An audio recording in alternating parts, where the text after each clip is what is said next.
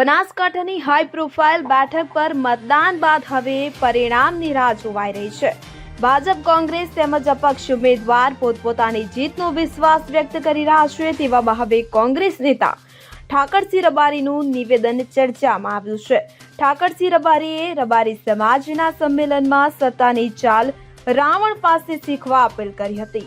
મળતી માહિતી મુજબ ધાનેરા ખાતે રબારી સમાજના શૈક્ષણિક સંકુલના ખાતમુહૂર્તના કાર્યક્રમનું આયોજન કરવામાં આવ્યું હતું।